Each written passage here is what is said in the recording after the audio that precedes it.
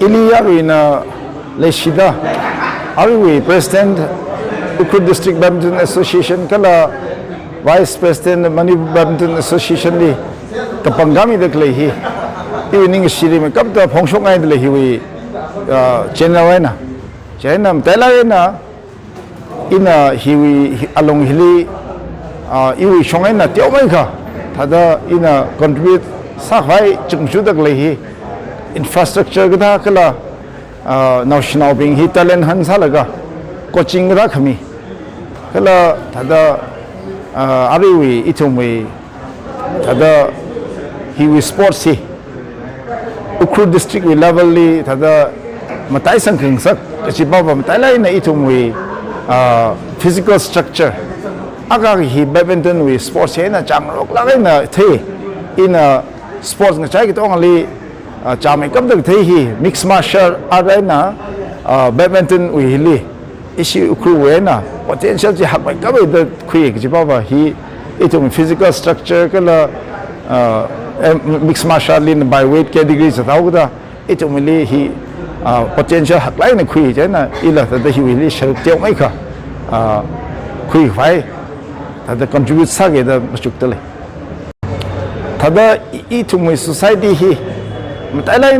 thada underdeveloped salaina le certainly every sector every aspect of life li thada itum hi thada ayali chatung chat khwa da lila chena thada compare sadam than itum shong hi wung thei jena malung ring la ge itum da thei de shong fu la upun mange jena khuram ga long lila thada unpaved road thada chigtha Ukhrul town along ai nang da main road ji la chakshi ga chiwi li teu ga da violence li chang lo da chakshi mai ka da marak li sab mangji I wang tak kha kai ni imphal li pamau da cheta hi ga wi ta dai chumli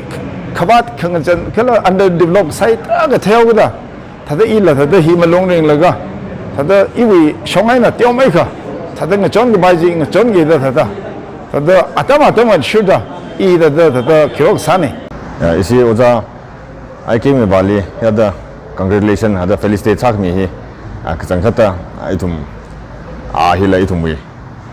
long now li active salen chang sao then ili otpom ngachi lakhai admin IGP salala anala wi enthusiast badminton ni le lagai si